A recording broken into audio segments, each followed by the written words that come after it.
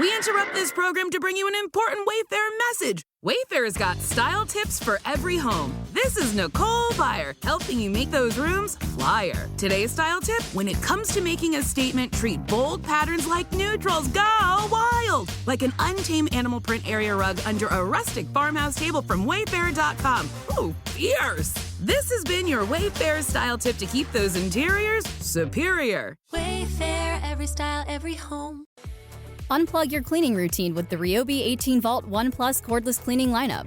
From tackling bathroom tile with the soap dispensing telescoping power scrubber, to cleaning wet and dry messes with the 2-in-1 Wet Dry Swift Clean Stick Vacuum, to cleaning up pet hair and debris with our advanced stick vacuum, Ryobi has a solution for every cleaning task. And because one battery powers over 300 products, you have the power to do more. Visit ryobitools.com to learn more. Sold exclusively at the Home Depot. This is Ready, Set, Bet with Matt Brown and Mike Somich on VSiN, the Sports Betting Network. Hour number 2, Ready, Set, Bet here on VSiN, the Sports Betting Network. Matt Brown, Marc Malusis here on a Derby Saturday in which I have started 0-1. I just want to let everybody know I am already down money. We haven't even gotten to the Kentucky. We're far away from the Kentucky Derby. I'm already down money. The damn number 7 ran too fast in Macho Music. I did not have the number 7 in there. So, Mark, I nowhere to go but up, buddy. That's all I can do. Well, that's it. I mean, that's where, and you know what? Get another opportunity in about 25, 28 minutes when the 7th race gets going. So yeah, there we go. That's the way to look at it, right? That's the way to look at it. It's just, exactly right. Yeah, there's another race just right around the corner. You don't have to wait 12 hours, 24 hours. You have a tough loss. You know what? You got another opportunity to invest in about 25, 28 minutes. One thing is, went to the lead 12-1. I think he went off at 12 or 13-1 when he crossed the finish line. And he extended that lead in the stretch. So curious to see when we talk to Mike a little bit later on in terms of how the track is playing as you get ready to bet the Derby later on this afternoon. Guys, sharpplays.com, where real bettors go to get ahead. So go in, take a look at sharpplays.com since 2011. Been locked in, following real professional bettors out there. They also just added an AI betting analysis feature over there on the site as well. So you can go ahead and take advantage of the progressive, how we are progressing through all of this when it comes to making sports betting picks here over at sharpplays.com. Sign up for free betting reports, real-time alerts, and next-level intel via email or on their X account, sharpplays.com. Matt Brown, Marc Malusis here. It is 1-1, so Tampa Bay ties this thing up. It is, that's it. Here comes Aaron Judge, so it's about to be 2-1. But it is 1-1 right now in that one. Actually, Zach Littell, who came in after a season where he was getting shelled left and right, the only hit he's given up was the solo home run there to Aaron Judge. He's gone 3, only given up that one hit. He has not walked anybody. So Zach Littell getting it done there. Ryan Yarbrough, 1 earned against him. His problem so far, Mark, he has walked 3 in 4 innings despite only giving up 1 hit himself. Whenever you put the guys on for free, they can move around the bases. So 1-1 as we head to the bottom of the 4th, but due up first, Aaron Judge, who's already gone deep. He's already gone deep, and we chatted a little bit about it, Matt, in hour number 1. I mean, he's been utterly ridiculous. The Yankees have been hit by some injuries here. Stanton, obviously, Jazz Chisholm getting placed on the IL. No Heel, no Garrett Cole. Clark Schmidt, who was supposed to start this afternoon for the Yankees, scratched. We'll see the significance of that injury. That led to the Yarbrough getting the start today for the Yankees against his former team, the Tampa Bay Rays. The Yankees were a decided favorite in this game. Were they minus 210? I think when we talked about it right before first pitch against the Tampa Bay Rays, and game is tied up at 1. The offense obviously is all number 99, and he's having an historically great start to his season. And we'll see just how long he's able to. There's going to be a cool streak at some point in time, but he makes hitting the baseball look ridiculously easy, Matt. He does. I still favor the Yankees to win this game. You mentioned about the Rays' struggles. They got swept in the series before this. The Yankees were victorious last night. I still think the Yankees find a way to win it, even with it being a bullpen game. And Judge has been so productive, so great. He's the best player, he's the best hitter in the entire sport. Yeah, it is unreal what he has been doing out there. And again, he's at the plate right now. 1-1 there in the 4th inning. Mark, a little graphic just came up through the Twitter machine here, and it is the cocktails of the Kentucky Derby. Mint julep, Kentucky mule, blackberry smash, the mint iced tea, and then the lavender lemonade. Obviously, everybody talks about the mint julep. That's the one that everyone goes to here on Derby Day. If you're having a party at your house, I know everybody is going to be asking for mint juleps. What's your thought there on a mint julep? Yeah, I think it's disgusting. I got to be honest with you. I think it's a gross drink. Yeah, I've had the mint julep on a couple of occasions. I'm not telling you I have it in the gold glass. I know they serve it in the Woodford Reserve, all that kind of stuff. But I've had the mint julep on a couple of occasions. Not particularly good. I'm not. Honestly. The iced tea sounds great. The mint lemonade, whatever it was, those two drinks sound good. The mint julep, if someone was offering me today, and I love the Kentucky Derby, Matt. I really am. I can't wait for the gates to open. Most exciting 2 minutes in sports, mile and a quarter under the spires, Churchill Downs. If you're handing me a mint julep, I'll pass. It's a gross drink. I love me some bourbon. I'll pass on a mint. I would take this blackberry smash over even a mint julep, which is bourbon, club soda, blackberries, lime, and a little bit of sugar. Give me the blackberry smash, man. I'll go blackberry smash even over a mint julep. I get it, guys. If you're out there and you're drinking one right now as you listen to us, continue. I know it's tradition. It's a thing that happens here on a Saturday. It. Me personally, I'd take something else. That's just me. No, I'm with you. And I would take the blackberry smash. What was the other one? The mint. Was there? There was a mint iced tea and mint iced tea, and then a lavender lemonade, which I'm kind of like I could probably pass on that too. But the mint iced tea, which is like green tea, mint lemon honey with a little bit of bourbon in it. I could get down with that before a mint julep. I think that sounds refreshing. Yeah, that really does. I'm with you. But if it to each his own, the mint julep, I would put it to you this way, is like an acquired taste. And I get those that like it, and I'm all for tradition, and I get it. And you're at the Derby, you're having a Derby party, you're having people over, you're doing a pool, everyone's drawing a horse's name, whatever it might be. And you're like, oh, let's make some mint juleps. I'd go in another direction. I would not go with the mint julep. That would not be served at my Derby party, or I would not drink it if I was at Churchill Downs. I'm with you on that one for sure. He is human, guys. Aaron Judge strikes out, plummets. His average just free falls all the way to 431. So he's only hitting 431 with a 521 OBP. This guy's terrible. Yes, he does strike out there in the fourth inning. We do have a couple more games here that are going off pretty soon. If you were actually looking for the Mets and the Cardinals, that game is already postponed. Not delayed, postponed. There will be a doubleheader on that one tomorrow. We have the Astros and the White Sox. Hunter Brown going for the Astros. Davis Martin going for the White Sox. The Astros are minus 225 road favorites. White Sox plus 185 home dogs. 7.5 our total here in this one. And Mark, Davis Martin kind of sounds like he should have been a golfer instead of a pitcher, which is why he's rolling out there for the White Sox as a plus 185 underdog here. Yeah, and Chicago's. You understand why they're plus 200 this afternoon. I mean, you really do. You feel bad for the White Sox fan and the coming off the year that they came off last year. You're seeing the Rockies having the Rockies are having a similar year that the Chicago White Sox had a year ago, but.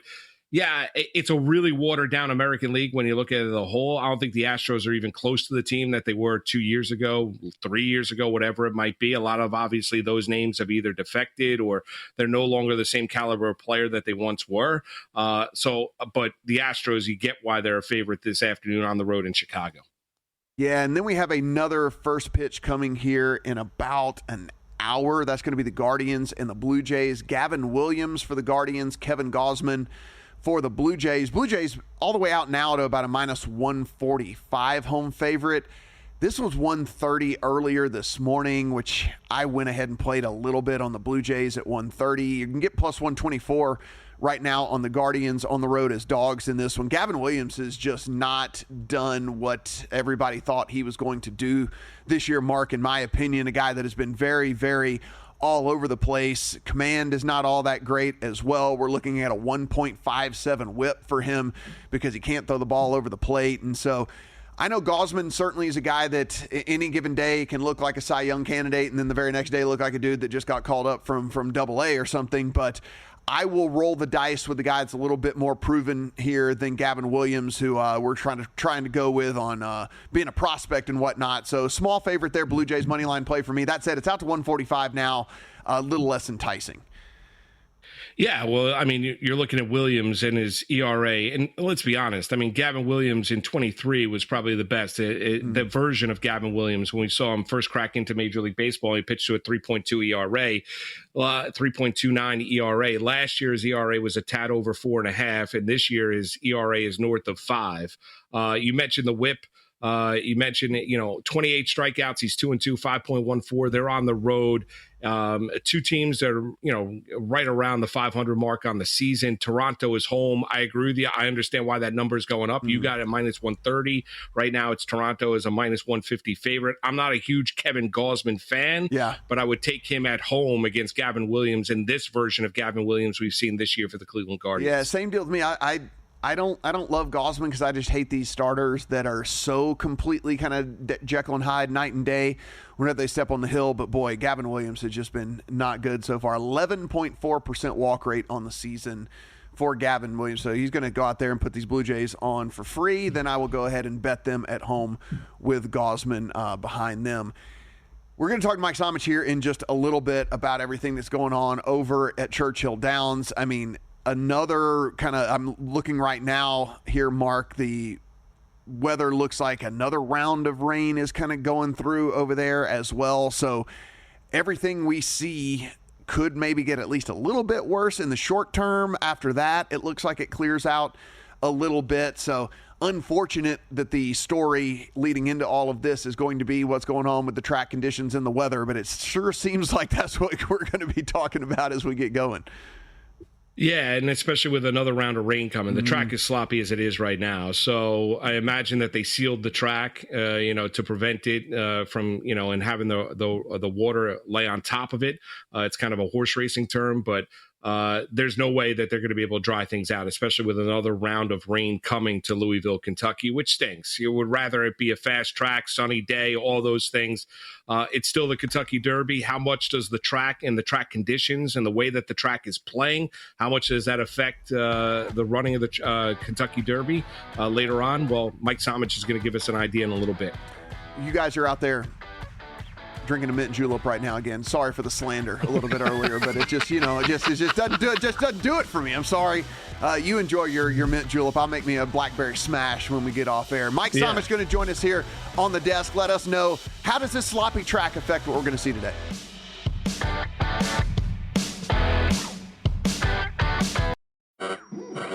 We interrupt this program to bring you an important Wayfair message. Wayfair's got style tips for every home. This is Nicole Byer, helping you make those rooms flyer. Today's style tip: when it comes to making a statement, treat bold patterns like neutrals. Go wild! Like an untamed animal print area rug under a rustic farmhouse table from Wayfair.com. Ooh, fierce! This has been your Wayfair style tip to keep those interiors superior. Wayfair, every style, every home.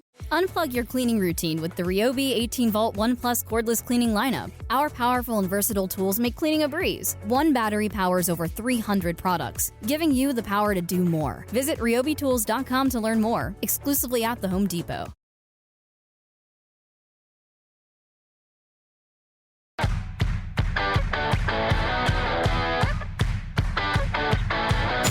Welcome back to Ready, Set, Bet with Matt Brown and Mike Somich on VSiN, the Sports Betting Network.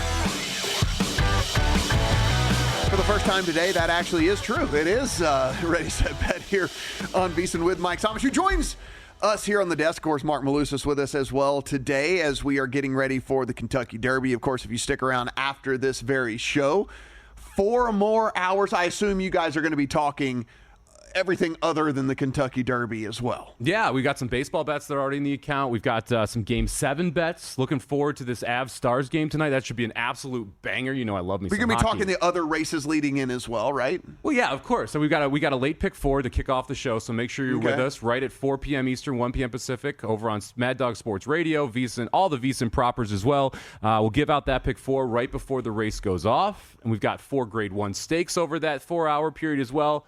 But I still love sports too. You and Mark sitting here like talking, giving all the goods up in the break. I'm like, guys, can we keep it for the show, please, and let everybody hear what you guys are talking about? And of course, I talked to Mark about it whenever we're heading to break, Mike. The big story seems to be is going to be the weather. I'm looking here. We've seen 2 weather reports where it looks like there's another wave coming through. They're saying off and on, maybe all the way through the evening. So we might have rain actually while this thing is going on. So this does in fact change the handicap. Well, yes and no. I mean, one of the interesting parts about the sires that we have in America that are the top-tier sires, they all are very good on an off-track. So that it doesn't necessarily change what you think of some horses. However, you have to look at how the track is playing. And I have been someone who has been against the speed all week. I am now starting to get a little worried. We just saw in the Pat Day Mile a horse go 22 and change, 44 and change. Those are very fast fractions for a mile race, and still be able to come home in the final furlong in just over 12 seconds. When it's not a favorite who does that, not someone that you expect to do that, that starts to make you feel like this may be a speed-favoring track. They're going to seal the track, which means they're going to have tractors come over, push the dirt down even harder. You often see that favor speed as well. So if that happens before the Derby, makes me even more concerned. However, I still think we're going to see a very hot pace. I think it affects the deep closers the most. Sandman, Sovereignty, Final Gambit, all would be affected by that ceiling. However, I think it actually benefits the favorite journalism, who is bred to love an off track and is going to sit a very nice trip right in behind that speed. Mike, I'm curious if you're one like that loved Sovereignty coming into today, and he was second choice on the morning line. You know, as of I think last night he was 8 or 9 to 1 with the early money coming in. How much would you then, based on how the track is playing, move off of 18? I did love Sovereignty coming in, Mark, and so I'm not loving how this track is playing right now.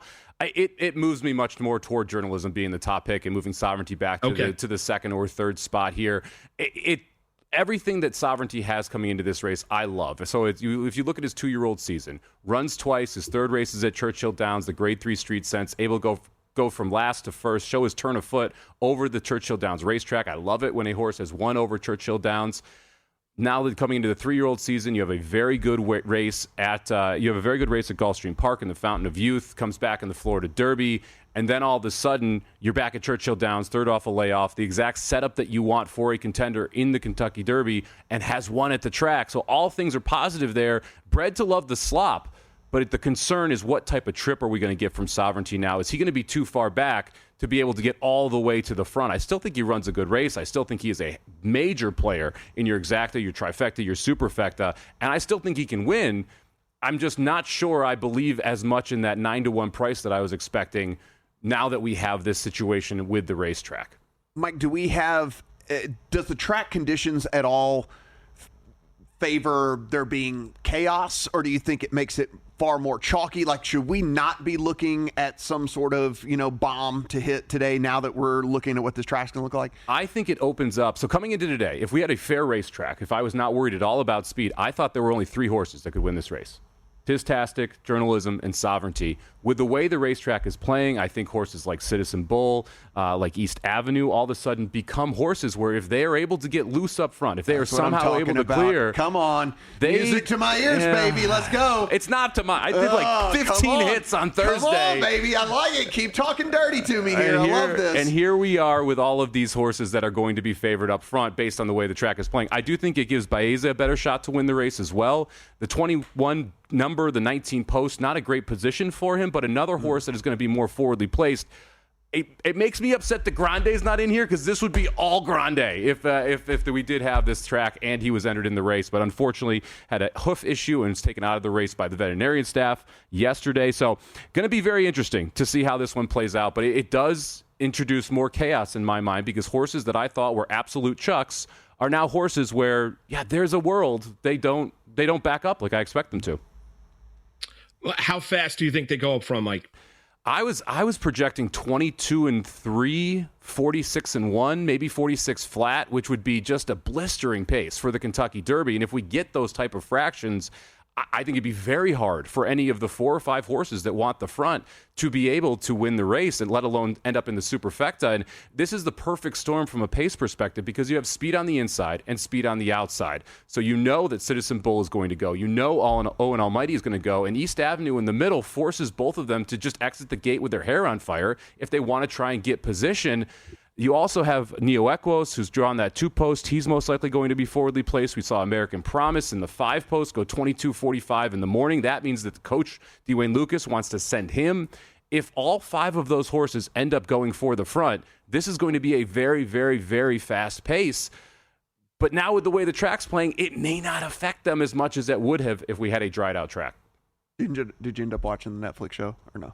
I have not watched it yet. You didn't watch it? I've been busy this week, Matt. I don't know if you noticed. I've been around town a little bit. I just didn't know if you ended up watching the show or not. I mean, it's like, it gets you, it kind of gets you hyped up a little bit. It is a phenomenal show for anyone who isn't deeply involved in horse racing. Yeah, you learn about the owners, right? Which is like something. Yeah, they touch on it on the broadcast, but like they give you the real look at these owners where.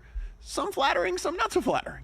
Some flattering, not so flattering. One thing that I can say about horse racing without a doubt, we've got some colorful owners. There's a lot of very interesting people who are involved in horse racing, and having a documentary like that on Netflix definitely shows off some of those personalities. We got to get to picks because people are going to sit. They're driving along right now and they're screaming, "I want picks! Can I get the freaking picks already?" Well, yeah, all right, here we go. So. We already have the graphic teed up, so we might as well do this. Guys, a superfecta is 1, 2, 3, 4. So, yes, of the 19 horses that are going to run, you are going to have to pick the first place, second place, third place, and fourth place. That said, Mike, it pays a ton. It does pay a ton. This is average payout, $51,000 over the last 10 years for a dollar bet. Now, let's just be honest. If my ticket hits, it will not be paying $51,000 because I am using some of the shorter prices specifically in the first couple spots of this superfecta. I'm hoping for something around $2,000 to $3,000. Not a bad return for $24 if you're able to if you're able to get it home here. Give me I like journalism a lot in this race. I like Sovereignty because of the price. I think they should be much closer in price, but because of Sandman and all the connections you have around him, he is getting bet off the board. I think that helps Sovereignty. But the track, obviously, as we've mentioned, does not. I'm going to keep him in my first spot, though. I do like both journalism and Sovereignty up top, so I'll use one of the two of them to finish first. In the second place spot, I will use journalism, Tistastic, the 14, and the 18, Sovereignty. And in the third and fourth spots, I'll be using the 3 Final Gambit, the 8, journalism, the 14, Tistastic, the 18, Sovereignty, and the 21, Baeza. So for this to win, the 8 or 18 has to run first. The 8, 14, or 18 has to run second. And then third and fourth have to be either the 3, 8, 14, 18, or 21. So how does one go about putting this? Mark, I just people looking at this. Yeah. How do people go about putting this into the? If they want to walk to the window right now and make this, how are they telling the person to make this bet? So if you're telling the person you want to say Kentucky Derby, $1 superfecta, 8, 18 with 8, 14, 18 with 3, 8, 14, 18, 21. And they'll pop that in. It'll cost you $24. If you're on your ADW, go to race 12. That's the Kentucky Derby. Superfecta is SU. Pull that up, and then they'll have the positions, and you just put the horses in the proper positions. Mike, is there anything on the undercard of the Derby here? It's stake races throughout the course of the day. They've already obviously well underway. Anything in the other races that you really love this afternoon, Mike? A couple horses. So here in the 7th race, Think Big, the number 7 horse, was my second pick in the race, but the water in the racetrack heavily favors Think Big. Won twice over Good going on the turf. I think that's a big benefit for the number 7 Think Big, who is 7-2 right now. Going to the 8th race, my best price play of the day, the number 6 Extra Anejo. This was a horse that was hyped up early in his career, has had trouble staying at the track, came back, won at 7 furlongs at Keeneland last time out. This is second off the layoff. I think he runs huge at a big number there at 12-1. And then the race right before the Derby, I'm gonna bet redistricting again. 10-1 on the morning line. It's a pipe dream. We're not getting 10-1. You're gonna get closer to 5-1 on the 4-horse redistricting here. But this is one of those horses that the expectation would be this is one of Chad Brown's best turf horses. Disappointed in the first start off the layoff, but that was a very oddly run race at Fairgrounds. A horse run gate to wire at a monster number in that spot. I'm willing to give redistricting another shot, especially if you get anything near that 10-1 price. Guys, again, whenever we are done here, Mike's going to take the desk and he's going to talk for 4 hours about nothing but one horse race. No, actually, we're going to talk about everything in the sports world, but certainly going to run through the undercard as well. If you have not become a VSiN Pro subscriber, no better time like the present. $199 for an annual subscription. We're going to give you 2 months for free as well. So $199 for 14 different months at VSiN.com/subscribe. And of course, if you do it today, you're going to get that Kentucky Derby betting guide. Thanks, Mike. We'll see you here in just a couple hours.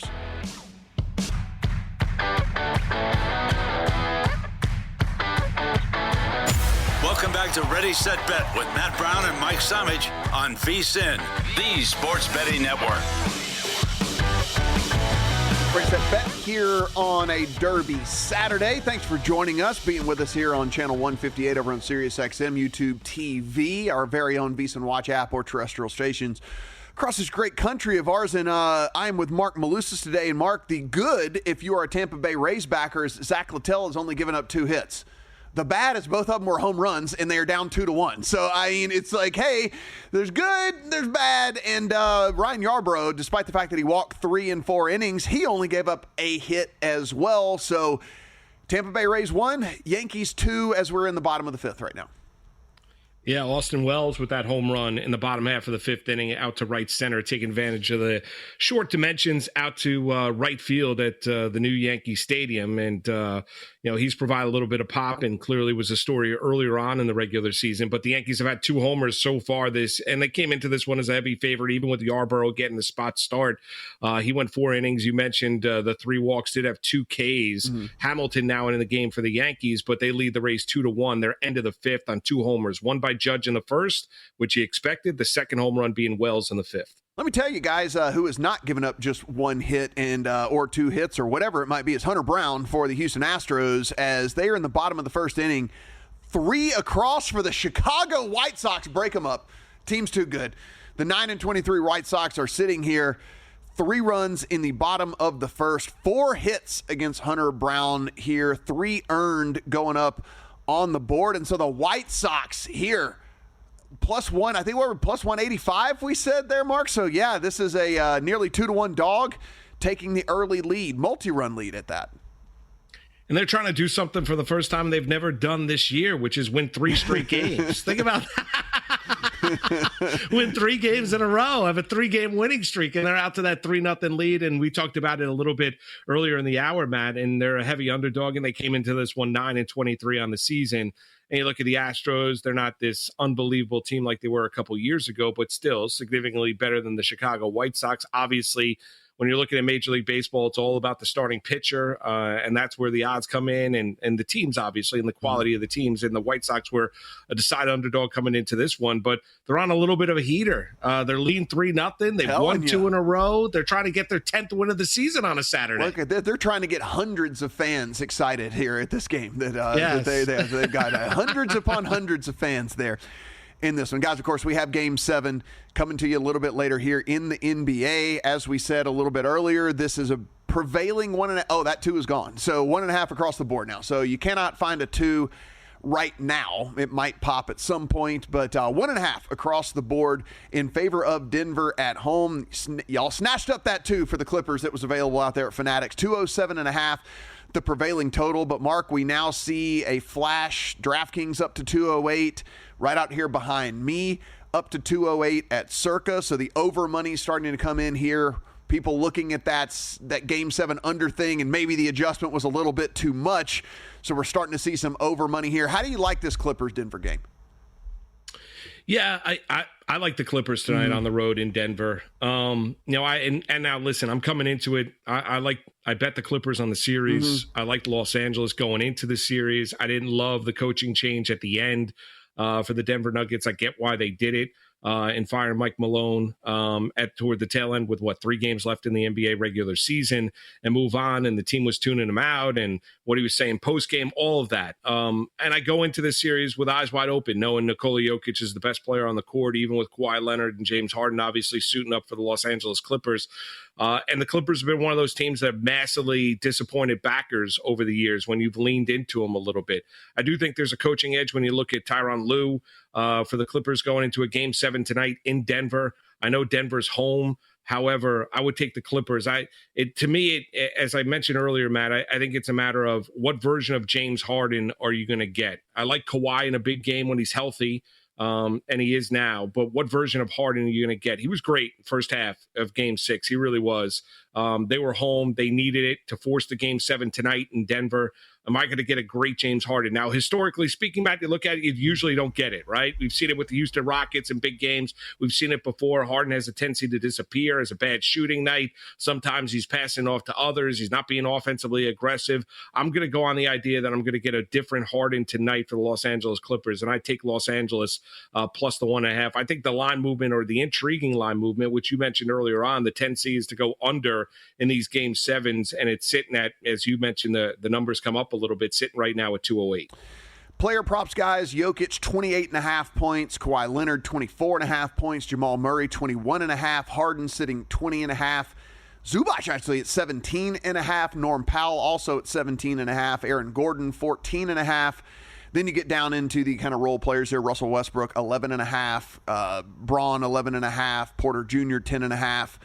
And then everybody else is 6.5 or shorter. So if you want to get involved over there in the prop market, the Stars are going to play as many minutes as necessary. If you're wondering why these are a little bit elevated, it's going to be additional minutes. It's going to be, hey, if you need it, probably Jokic is going to be out there as much as he can physically handle it, so long as he's not in foul trouble, Mark. And so I think people look at these props and go, like, man, 24.5 is a little rich for Kawhi Leonard. He only averaged about 22 points on the season. Yeah, but he's gonna play every single second that he can possibly be out there. So little bit elevated totals here as we head into this one. Yeah, and I like the Harden number at 20.5 sitting there. You look at in the course of this series, first game in Denver, he scored 32. Second game in Denver, he scored 18. The third game of this series, when you look at it, in Game 5 in Denver, he scored 11.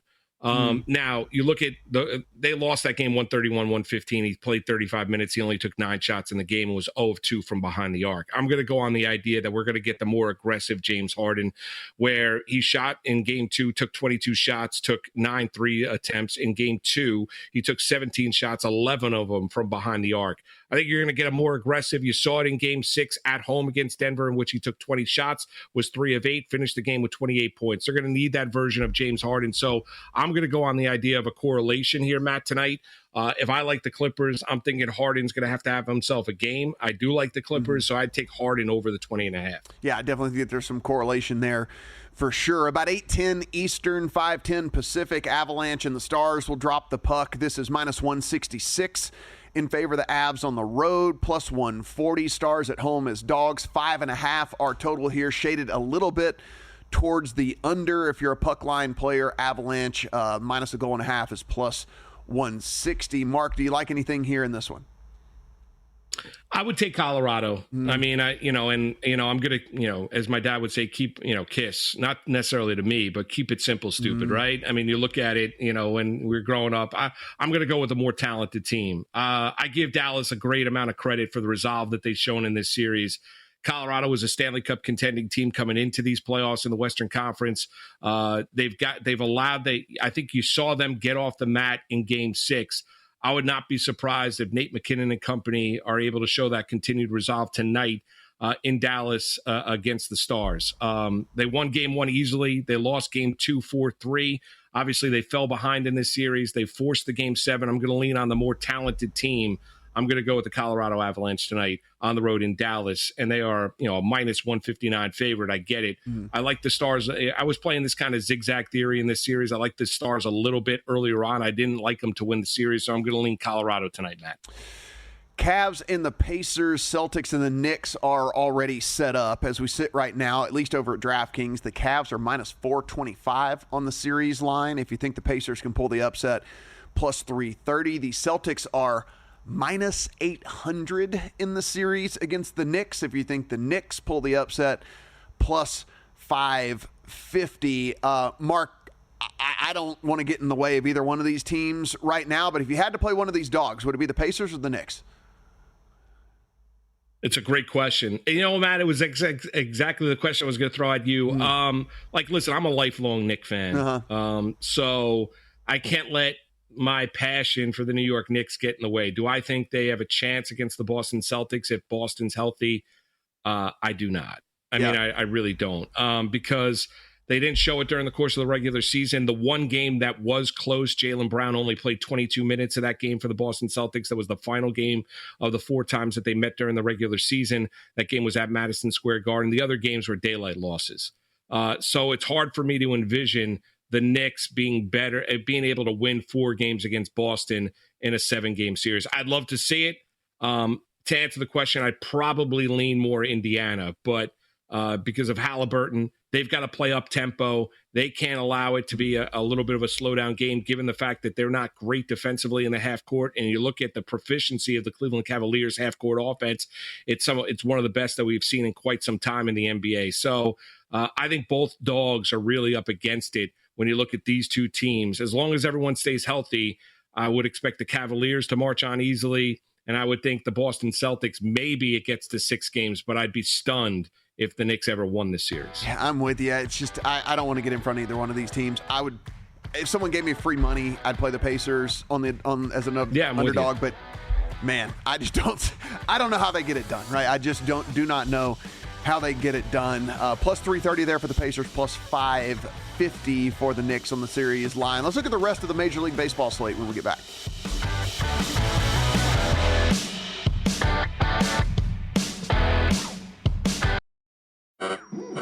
We interrupt this program to bring you an important Wayfair message. Wayfair's got style tips for every home. This is Styles McKenzie helping you make those rooms sing. Today's style tip: when it comes to making a statement, treat bold patterns like neutrals. Go wild, like an untamed animal print area rug under a rustic farmhouse table from Wayfair.com. Arr, fierce. This has been your Wayfair style tip to keep those interiors superior. Wayfair, every style, every home. Unplug your cleaning routine with the Ryobi 18 Volt 1 Plus cordless cleaning lineup. Our powerful and versatile tools make cleaning a breeze. One battery powers over 300 products, giving you the power to do more. Visit ryobitools.com to learn more, exclusively at the Home Depot.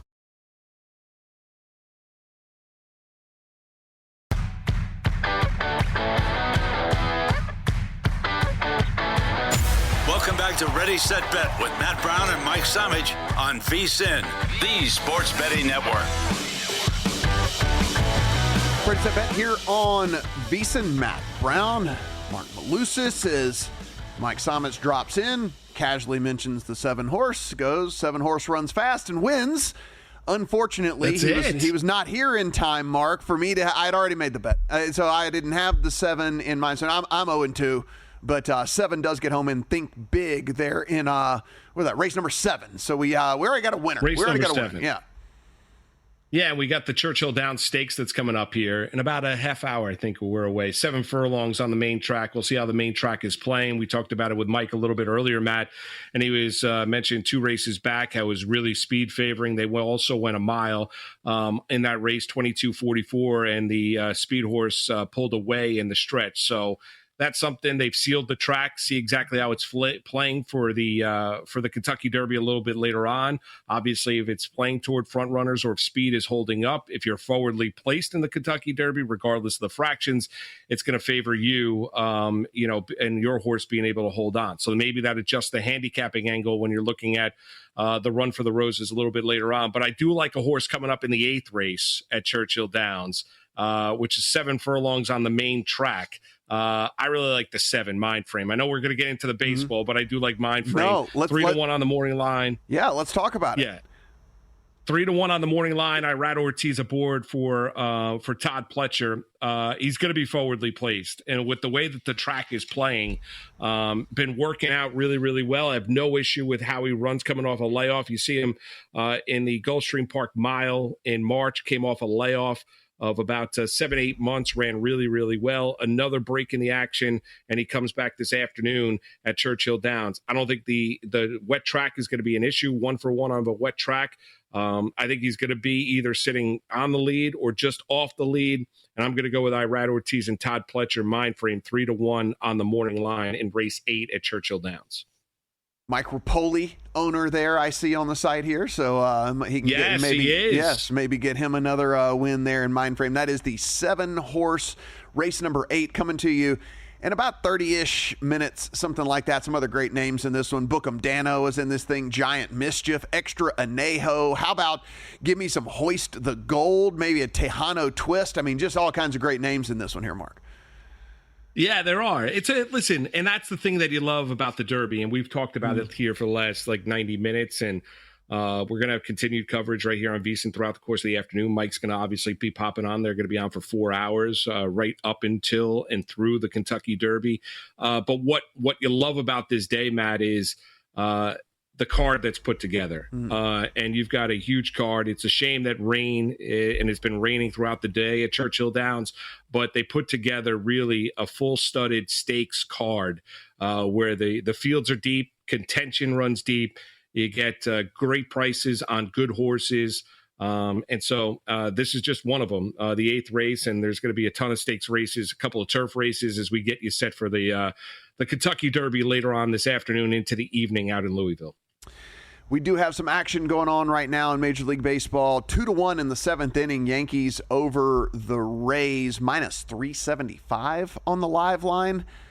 If you wanted the Rays, plus 270, only down a run. I know we have gotten to the 7th inning. Of course, there's been some shakiness there, at least a little bit, with that Yankees bullpen. So, just letting you know there. But Zach Littell, who had been getting shelled all season long, 6 innings, only 3 hits given up. He has not walked anybody, only 3 Ks. But unfortunately for him, 2 of those 3 hits were solo home runs, and why the Yankees have the lead here in this one, because the Rays just can't get anything going offensively. We talked about them getting swept, and then they just only scored 3 runs in that series as it was anyway. So don't know if I wanted to run to back them, but you're getting nearly 3-1 as 1 run down here. And then, of course, we said break up the White Sox 3-0 here, Mark, with a runner on in the 2nd inning for this White Sox team with whatever these uniforms are, these like red and black uniforms, even though they're the White Sox, they're red uniforms. I don't know what's going on, but I guess it's something that it's working for them. Yeah, is it like the City Connect or whatever it's called? I don't know. I understand. Baseball's in the business. Yeah. You want to sell jerseys. You want to be able to, and as much merch, as much product as you can put out there. Some of the designs, though, Matt, are not exactly great. No. And I would say the White Sox version today, not ideal, not what you want. So I said in first pitch coming here in about 15 minutes, and that Guardians Blue Jays up in Toronto. That is Gavin Williams versus Kevin Gausman. I played the Blue Jays. The numbers drifted now. I like them still, but, I mean, big difference between 130 and 148, which is where we're sitting right now. Plus 124 for the Guardians on the road, 7.5 our total.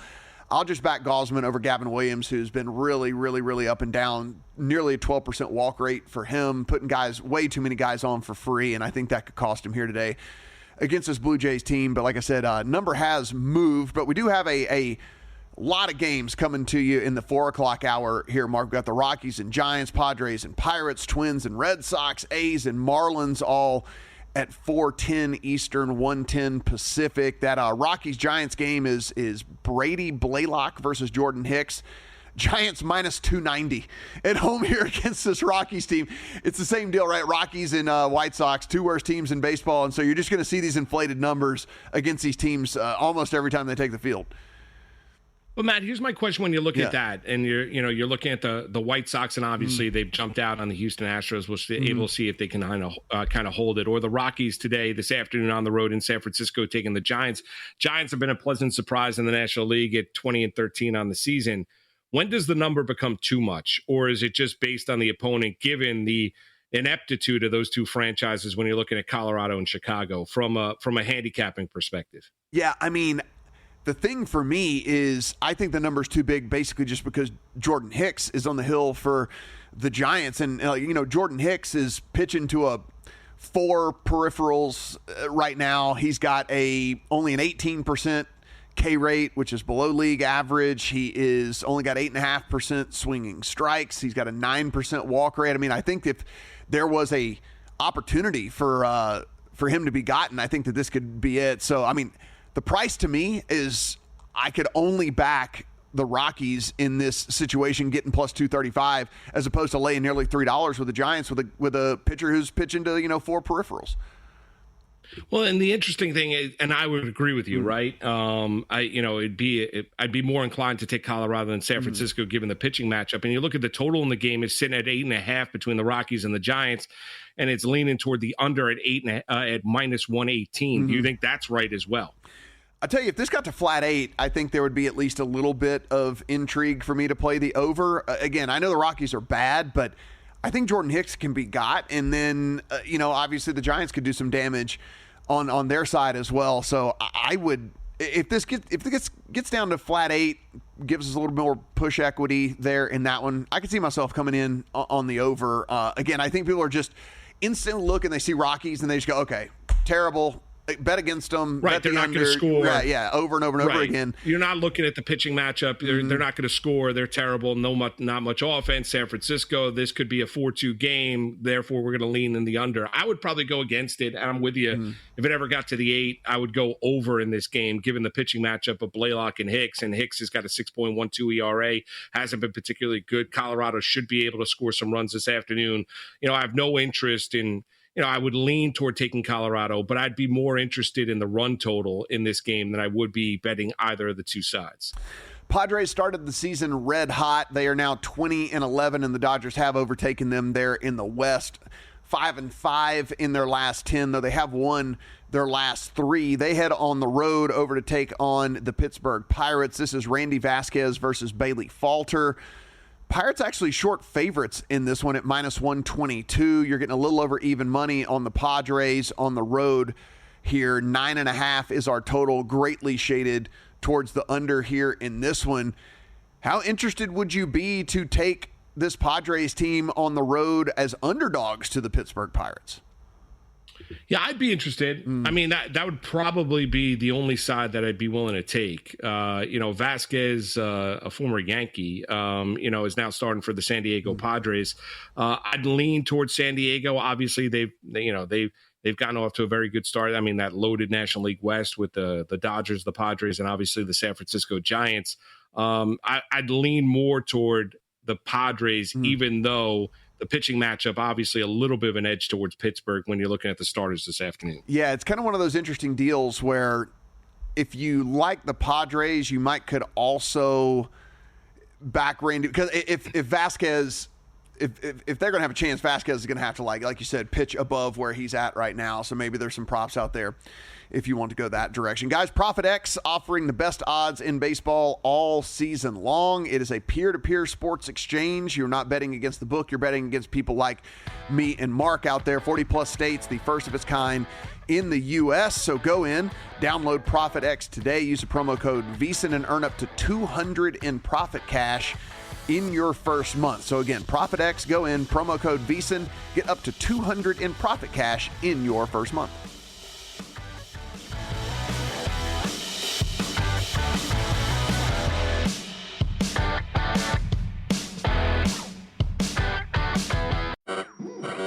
We interrupt this program to bring you an important Wayfair message. Wayfair's got style tips for every home. This is Nicole Byer, helping you make those rooms flyer. Today's style tip: when it comes to making a statement, treat bold patterns like neutrals. Go wild! Like an untamed animal print area rug under a rustic farmhouse table from Wayfair.com. Ooh, fierce! This has been your Wayfair style tip to keep those interiors superior. Wayfair, every style, every home. Unplug your cleaning routine with the Ryobi 18-volt 1 Plus cordless cleaning lineup. From the soap dispensing telescoping power scrubber to the advanced stick vacuum, Ryobi has a solution for every cleaning task. One battery powers over 300 products, giving you the power to do more. Exclusively at the Home Depot.